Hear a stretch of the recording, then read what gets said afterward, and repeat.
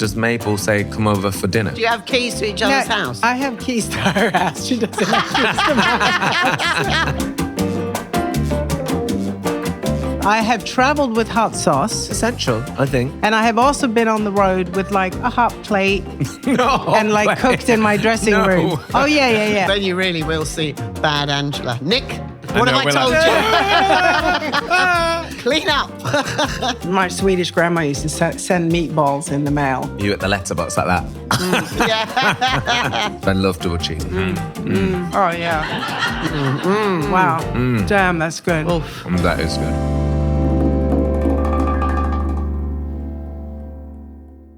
Hello and welcome to Dish from Waitrose. I'm Nick Grimshaw. And I'm Angela Hartnett. And we are here for another episode of Dish. And we've got Neneh Cherry joining us today, who you will know as all-round like musical legend. Serious Royalty legend. is that. I hate to use that word, but royalty, musical royalty. Musical royalty. But what you may not know about Neneh Cherry is that they love food. Yes. They're a great cook. They've talked about their love of food and the importance of food in their book, 1,000 Threads, which came out last year.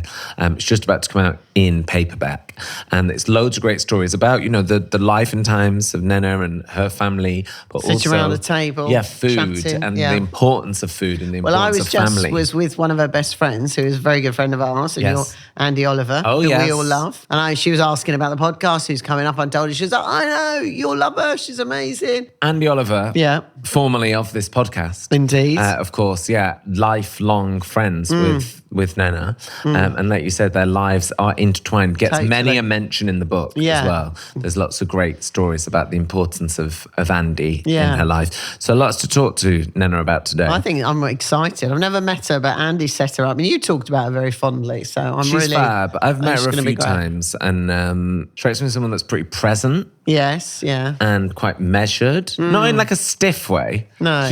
I think what I'm looking for is cool. Confident in herself. Yes. Yeah, totally. She's like, this is who I am, and you're going to like me or you're not going to like me, but I'm fine with that. That's how she strikes me. I think she'll be someone as well that'll be very interested in how you make stuff. I feel like she'll be like, clocking over there. Checking it out. Checking it out. Well, before we welcome Neneh Cherry in, I wanted to ask you, do you know Jeopardy? No.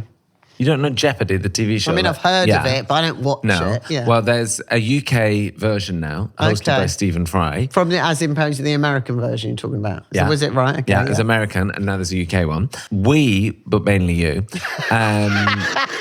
you were a question on it. Don't be ridiculous. Yeah. The question was, a former protege of Gordon Ramsay, this Michelin star chef started co-hosting the award-winning podcast Dish in 2022. And the answer was, who is Angela Hartnett? And did they get it? The contestant didn't get it right. They didn't get it right. Still, Stephen Fry did call you Supreme. Oh, bless Stephen. Which is really nice. Yeah. I didn't get a mention. But that's fine. It's not about me. Not about me. Before we get Neneh Cherry in, let's say hi to Amy, who's been on. Hi, Nick and Angela. Love the podcast, and I'm working my way through all the recipes that you make. Wow. I have a question for Angela, please. I've just returned from a holiday in Abu Dhabi and had the most delicious kale salad. I've only ever roasted kale with salt and olive oil. I've always found it a bit bitter. But this salad, the kale seemed to be raw and dressed with some oil and mango dressing. How can I recreate the taste without the kale being bitter? Yeah, that is a great question, because sometimes a kale salad, but it's raw, so it's not fried kale, she's saying. No, It's raw. Well, I think probably the mango dressing's what helped it, because it's disguised in fruit. Because it's the nice sweetness. We looked it up, and apparently if you massage kale, just like literally take the leaves and do that. You can't, I don't know why I'm doing this. We're not on. Oh, yeah, we are on YouTube. There you go. Da-da-da. Fingertips like that. As if you're making pastry, the way you'd sort of do that. Apparently, I don't know what it does, but it must break down something in the enzymes of the kale to take away a little bit of the bitterness. If you really have that time in your life to be massaging kale, I would say deep fry it, put a bit of cumin salt on it. It'd be lovely. You would massage kale. I can feel you doing that. Just a little go like that. Yeah. If you're going to eat it. Yeah. Be there like this. Because without that, just massaging my kale. Yeah. If you ever want to contact us about anything to do with food or dish, you can always email us dish@waitrose.co.uk. It could be anything as ludicrous as massaging vegetables, Massaging vegetables. just ask us. We will answer it. Right, shall we get our guest in? Yes, let's do it. Welcome. Hi. How jolly to see you. How are you? I mean, we did say hi outside. Yeah. We're like, hi. Yeah. Hi. Pasta, peas, it's all going on. It's all happening.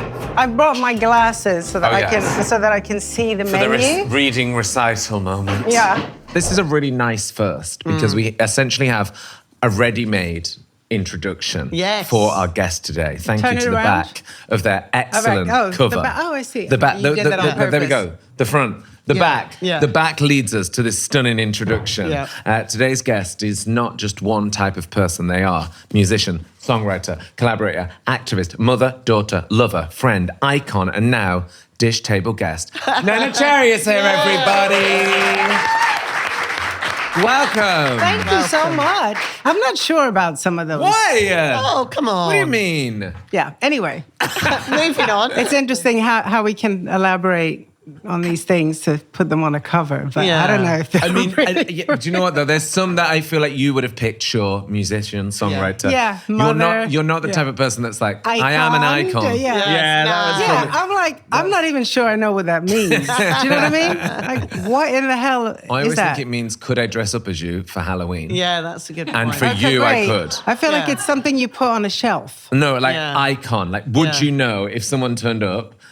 You'd What be like, it is? you're Like Neneh a Cherry. Cher sort of Yeah, big Madonna. time. Yeah, David Bowie, you know the look. Come on, you're up there all with right them. then. got the You're look. up there. You've got the look.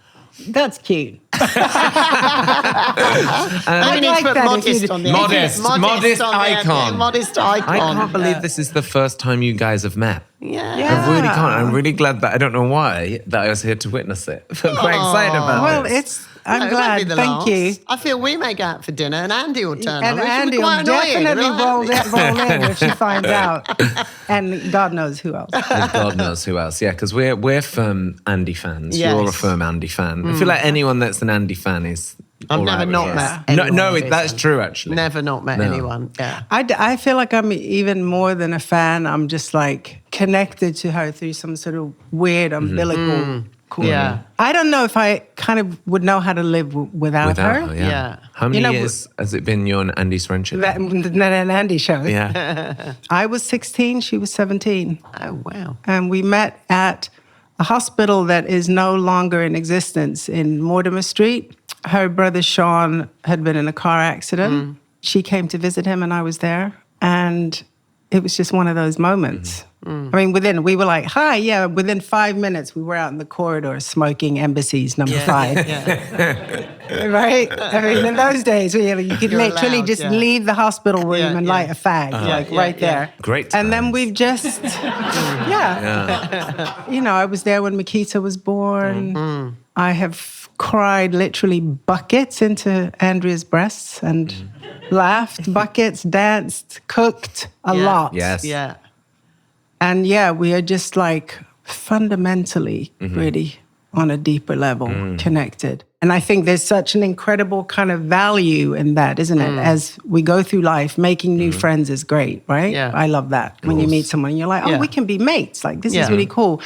But those people that you know them because you're meant to know them. Yeah. But you also, they kind of make the sense of who you are. Yeah. You And just also just work, like when yeah. you don't have to explain who you are. You can just It be just in the happens. space and just be together. I always think the friends you can really travel with. Traveling with friends is hard. It is. Oh, yeah. Like you find out who your Yeah. real friends are, I think, when you travel with Yeah. friends, because you can go off with people you like, and then they get up in the morning and do something weird, and you're like, how in the bloody hell am I going to do Who a are week these with this? people? Like, Yeah. who is this? Yeah. We're like, Or you sort of well, find your own little grooves and boundaries. Yeah. And the way to do it. Like we always used to go on like big group friend holidays with like everyone invited. Yeah. And then last year we went away to a friend's wedding and me and Makita went. I was like, will we share a room? Makita's like, no, we'll have separate rooms. And I was like, right. And she's like, and I'll just see you at breakfast if it happens. Yeah, so we'd yeah. have like, great time together, Yeah. but also, you'd Yeah, not be like, forced to be. no, Yeah, we're like, yeah. I'll see you later. Not, It's like not quite like good having to to do. be stuck to each other. Yeah. We should talk No about your doubt. food likes and dislikes because we are here to talk food, of course. Okay. We love that there was something that we've not had really ever on Dish in a few years is no dislikes. You kind of will eat anything. Yeah. Yeah? Or did you just not No, want to I mean, email? I think it was interesting because when I got briefed before I came in here, the lovely young man said that. And I was like, did I say that? Because actually... I do have dislikes. Okay. What I dislike is like food that has no heart. Right, yeah. Food that's like overcomplicated, that's like doing too much and not saying enough in the sense that it gets in your heart and gives you feeling. I despise. Yes. I have very little patience. Yeah. And, we all love to have a nice fancy meal and, to go to have something very refined. It's not that. Cooking has been such a huge part of even like getting to know myself. Culturally, that's been a really big part of my expression, like going into kind of my roots and cooking, my African roots, my Black American roots. And I mean, Andi and I have really bonded in that way with food and music. I'll never forget being taught how to make a roast chicken. And it was actually my first husband. So Naima, my eldest child's grandmother, Donna, who was born in Kansas in 1920-something.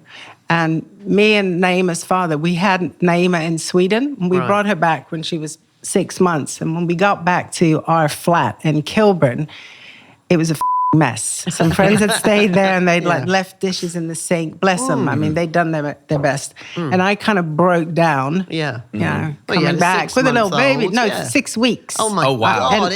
And I was 18, also. Yeah. And Donna just got everyone, my mum was there, like, do this, we're going to clean up. And then she sent Uncle Mark out, Naima's uncle, to buy a chicken and some potatoes. And she just, I don't think I'd ever roasted a chicken before, but she just got it in the tray.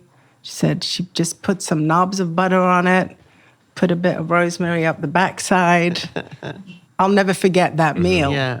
By the time we sat down around the table, bottle of red wine, the chicken was like so moist you could just kind of break it. Break it off, I mean, that's all the love, things that isn't makes a great... Well, you just said it, love. Because when everyone says to me, what's your best meal? I said, it's not about what's on that plate.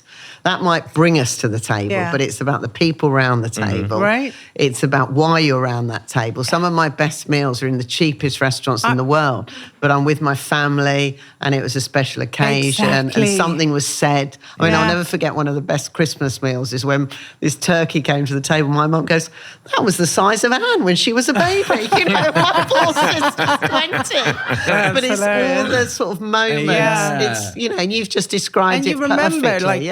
Remember those moments. We also have as your likes here, you love Italian food, pasta and fish. You wrote to us to say that you are, I mean, we asked, it wasn't an unsolicited letter. It sounds like Neneh Cherry's writing a letter to us. We asked you. You said you're really excited about whatever Angela makes today. Do you like, I know that you're a great cook and you love to host, do you like being fed too? Are you a good guest? I love being fed. Like, one of my favorite things is going out to eat when I don't have to order. You know, when you go to a place and people are like, what you need to have is this. I love that. This. And then you don't have to have like horrible food envy when someone gets a thing and you're like, oh, why didn't I get that? Well, today you are in for a treat because when Angela does pasta, I'm like, yes, it's my favorite thing to do.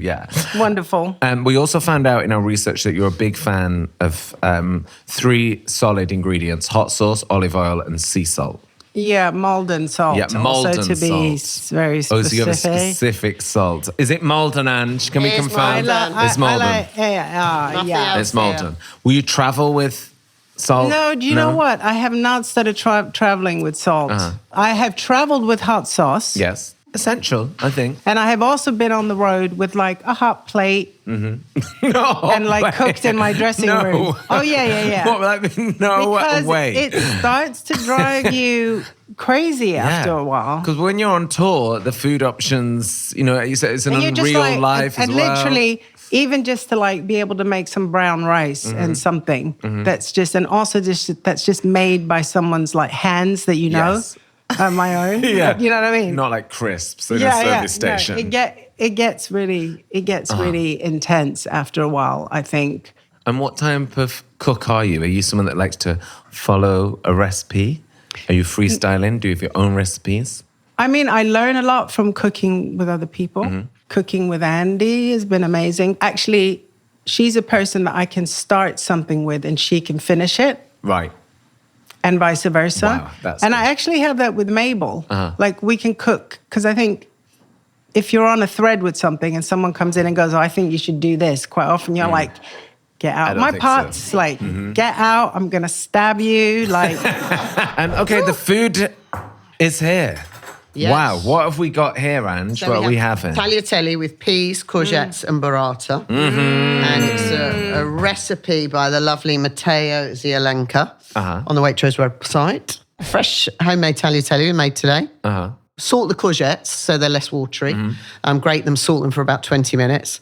And then in a pan, a little bit of olive oil, some garlic, add your courgettes, add your peas. These are frozen, so you can do it, you know, even when the peas aren't in season. And then basically a little bit of the cooking water to bind it with some Parmesan, lemon, and then finish it with burrata on top.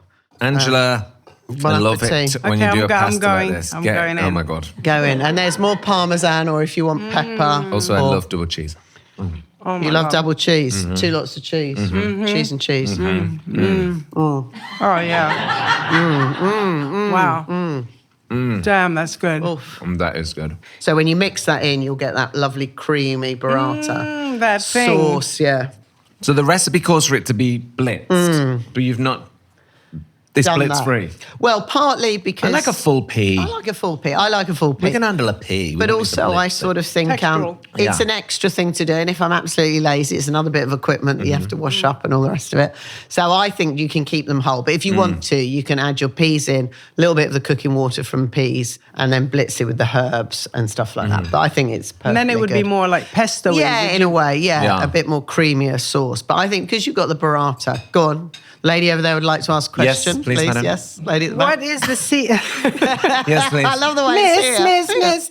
Is there basil or is There's it basil and mint in there, Fresh. lemon, and lemon rind, Oh. and then garlic as well. But if you want to blitz it, then you'd put all your herbs in with your peas, and as you say, it'd be a bit more like a little pesto. No, I like but them yeah, being really. more... Yeah, exactly. I like it. The texture of Yeah. the pea is really Same. nice. And Really it's good. nice that it isn't just like a mush. Yeah, Especially if you're having burrata, so because that's so creamy anyway. Yeah, exactly. And then we're doing burrata and parmesan. I know, double whammy on the cheese. But they're great friends, aren't they? in a I plate? think so, because I think burrata, you've got that sort of hardness of the mozzarella, then that creaminess, the inside that sort of melts with it.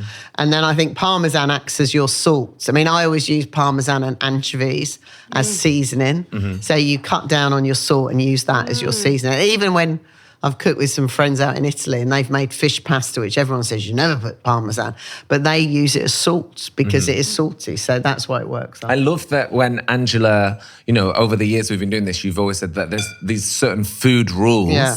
that people follow that you don't need to follow. It's what makes you happy and what you like to do. Yeah, exactly.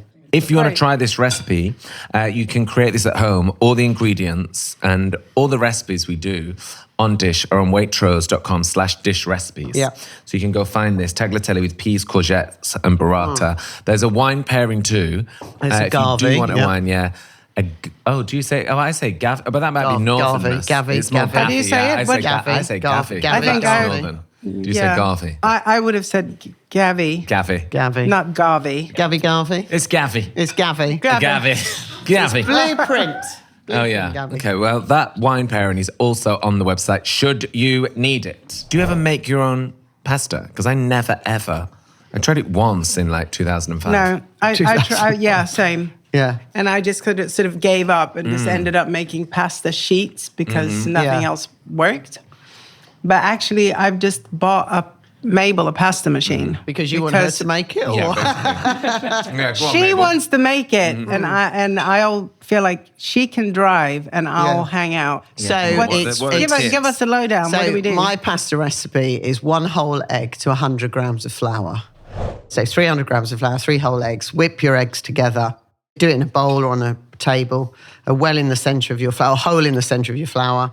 And then pour 2/3 of the eggs in and then bring it together. Don't pour everything in because then you get the consistency. You can do it in a machine. She could do it in like a Robo Coupe or something. But I think for 200 grams of flour, a couple of eggs, it's, you know, you could learn to feel it by hand. And then you just keep kneading, add more eggs as you need it until it stops sticking on your hands. Once it's not sticking on your hands, it's mixed in enough. Ready. Yeah. It's a bit like Play-Doh, but not as sticky.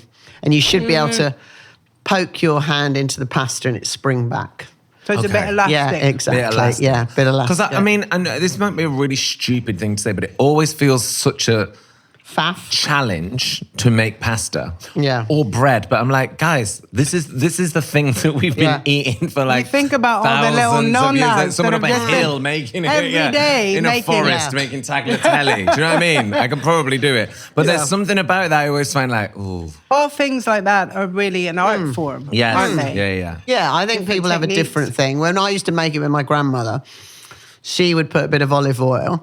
Then and she would make like 3 kilos because we'd make loads. And I always had to knead and stuff. And if there was any little bit left, she'd just use a bit of milk or a bit of water, you know, because she was of the generation, you just didn't waste anything. Yeah. You know, if there was a tiny little bit of flour there, that was going to be mixed into the pasta dough. So, yeah, and I love the beauty that everyone has their own little recipe and version of stuff, you know. Yeah. I guess as well, like, you know, you're not going to make it once and it be Angela Hartnett's pasta. You know what I mean? It's like try a few times. Yeah, of it might course. take you a bit of a while to get there. You've been making it since what age? Oh, yeah, 3? not that, but certainly since 3 about months? 7 or 8, So there you go. Now Mabel has learnt from the best. Yeah. So that pasta better be. Okay, well, that better be good. We'll let you know. Yeah, please. Tell Mabel we're going to do pasta classes at one of the restaurants so she can come along to one oh of my those. God, I want to come to that. Do you know what? Yes. Yeah. Should we gate crash? Yeah, This is 100%. like Come, we'll do one for you. We'll do one day. Oh my God. Yeah. Let's go. Honestly, I would die for that. Let's do that, please. I'll get Nick. I'll send dates to Oh my Nick and then God. get us We'll done. do it. Would you do it too? 100%. Let's all go. Oh my God. I would love to. Then you really it's a will see date. bad Angela. Nick, what have I we're told you?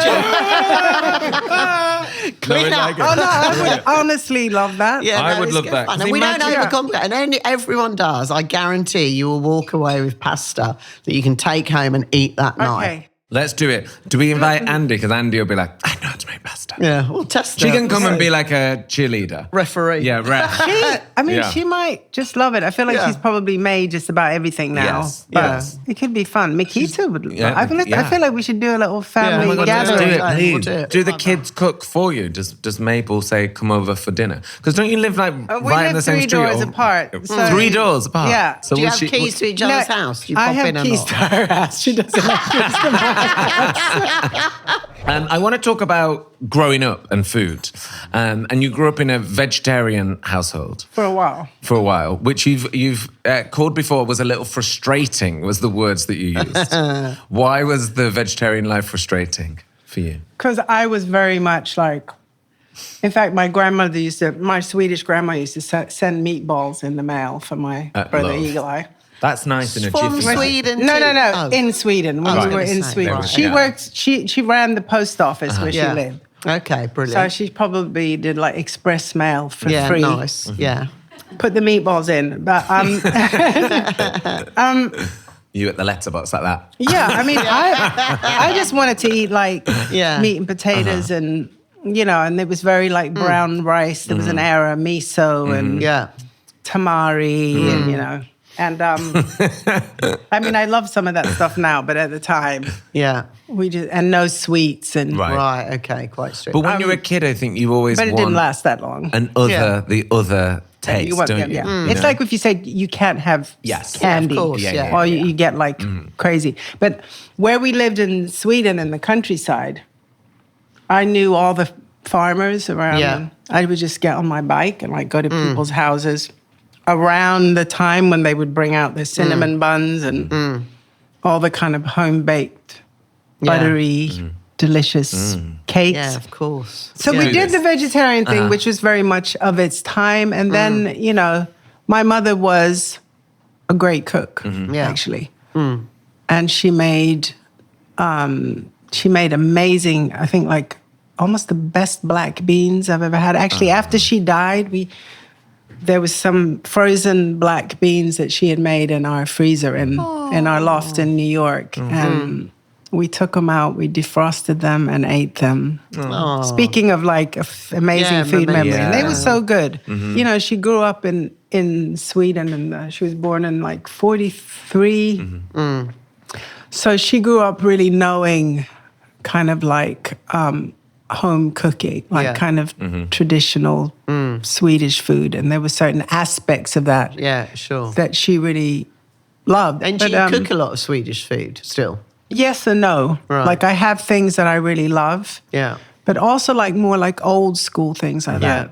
Like they do this great dish that's called dillkött, which is like a dill kind of stew. You boil meat. And I think it's supposed to be lamb, possibly veal. Then after it's cooked, you cut it and then you make a sauce with the stock. Right, okay. With like a little bit of vinegar and an egg white. Okay. And the broth. And then you chop lots of dill into it. Yeah. And you pour it on the meat. And it's like... Oh, yum. We have to talk about 1,000 Threads, as you can hear. This is the hardback. The paperback is coming.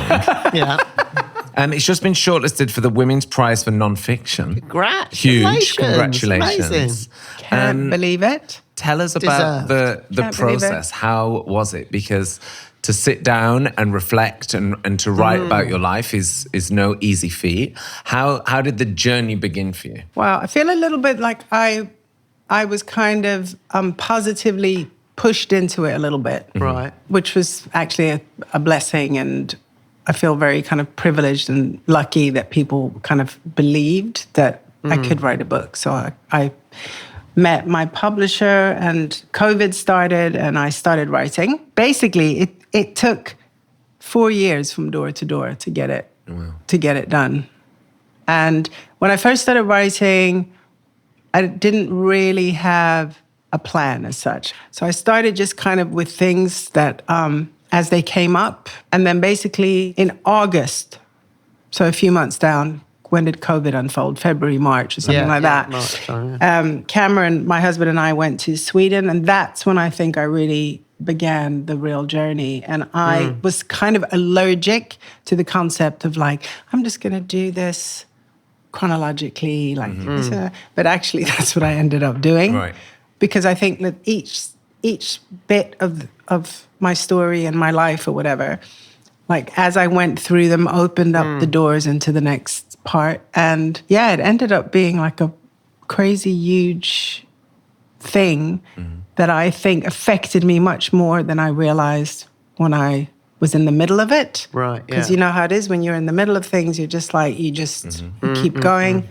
I would wake up with like 500 thoughts in my head. When I was done, when I managed to get it together to hand the book away, I was semi-nuts, I think, until maybe January. Like my brain was scrambled. And how does it feel now that it's out in the world and people are reading it and consuming it? And you see so much, great talk about this book and amazing reviews and people posting about how much they love it and stories. Like, how has it been to receive? For me, I think the dream was that this book would just be something that somebody would pass on to someone else, like I've done with books and music that I love. And I have actually heard of a few people that didn't know that they knew me, that people tell them about the book and stuff. And it's just, to me, that's so beautiful. And I think that's why you're slightly insane before you let something go. Because post that, it's out there making its own journey. And actually, you're not affecting it anymore. Yes, we can sit and talk about it. But, and separating, like letting something go to that place where it can do that is quite weird. Like that's quite hard, I think. But once it's done, and so I'm in that place now where I'm like I've cut the cord is cut. And actually a few weeks ago, the paperbacks coming out a bit earlier than it was meant to. And there was a few things that I wanted to change that when the book had to come out, I couldn't change them. It was too late because I was late and everything was late. Yeah. It was just like, that's it. The door is slammed shut. Like, No more. Yeah. But when I went back in the other week to kind of look at a few things that I would have liked to have changed a little bit, it kind of gave me PTSD. I was just like, oh my God, and oh God, I would actually like to change this and that. And I sent some notes back to my publisher and they were just like, no. No. Just leave I it. also Just leave it. probably, because it was so self-reflective, because it's biographical, how you wrote it was probably instinctively the right way, because it would have been your first natural feeling. And especially writing about your mother, your father, everything that happened. I think probably if you start over-analysing it, you're not in a way doing it justice. Because I think as if you're telling me your life, that's your life. So, you don't need to change it, I think. I think your publisher probably made the right call. I think they absolutely knew what was up there. Because I think you can take the life out of something. It's like when you're making music, right? You can go, quite often we work ourselves into a hole and then you end up releasing the demo. Do you know what I mean? Because actually the energy was the most instinctive. Yeah. And then we're going to do your fast food quiz right now. Oh my God, I'm really quizzes. Quick fire round, but the answers are within you. There's no tricks. Okay. What would you say is your favourite way to eat eggs? I would like to say an Easter egg. Yes. That's a great answer. You We can haven't say an had that Easter one. egg, yeah. Like that. What's your favourite sandwich filling? Either like a really nice, like Parma ham and Mozzarella in there, mozzarella, maybe, a bit of basil, yeah, a bit of a okay. really lovely tomato, or peanut butter.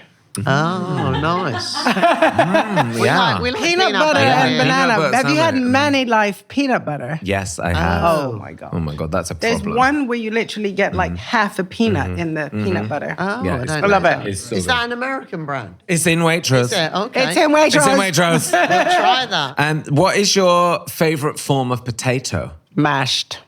Okay. I like that. Mashed. Mashed. What's your favourite herb? I would say a flat leaf parsley is very versatile and lovely. And then I would probably say thyme.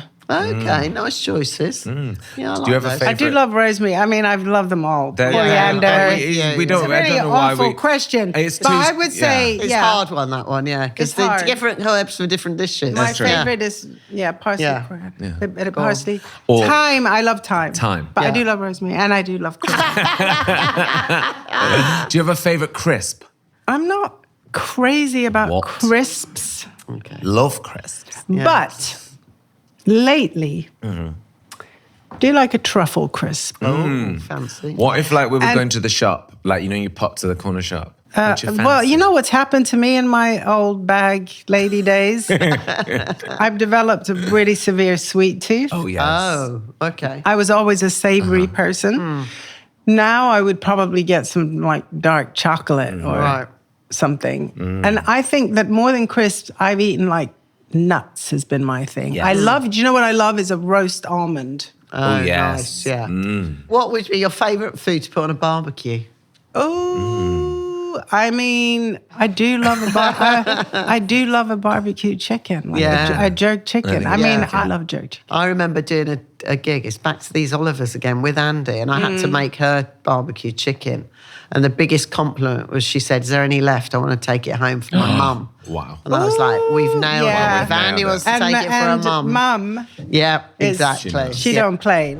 Hey, we come to the end of the show question. For your chance to win the Waitrose goodie bag here, Lots of good things. filled with things. Your favourite way to eat an egg, an Easter egg in Yeah. there. Woohoo! I gotta win it though. Yeah. To win the Waitrose goodie bag, just answer the following question. In October 1989, you played the smash hit Pole Winners Party, an iconic event. Name 3 other acts on the lineup. Ross, Yes? Yep. There's 2 of them. Yeah. could it have been Soul to Soul? Yes? Yes. Kylie Minogue? Yes! Brilliant. Yeah. Bag is yours. The bag is yours. Yeah, it's quite the lineup. I think Yeah. I can remember Ross, what I wore that Kylie, thing, isn't it? Big Wow. Fun, Soul to Soul, London Boys, Sonia, Transvision Fam. Oh my God. Yeah, come on. Wow. Rebel MC. Rebel What a lineup. MC. Wow, What a amazing. lineup. And Neneh Cherry, thank you so much. Thanks you for so having much. me Oh my God, and so for great. feeding me. Oh, pleasure. Bless you. You're so Thank you welcome. so much for coming. So I didn't nice. do anything, but you are so You're- welcome you're anytime. always support. And We're Neneh, always thank nice you to so be much. together. The bag Yeah. is yours. Congratulations on the And I release actually of the won book. it. Yeah, And you actually you won did. it. Not a pity win. Congratulations once more on the book. The paperback is out on the 29th of May. Do yourself a favor. Go and get it. And Neneh Cherry, thank you so much. Thank you so much.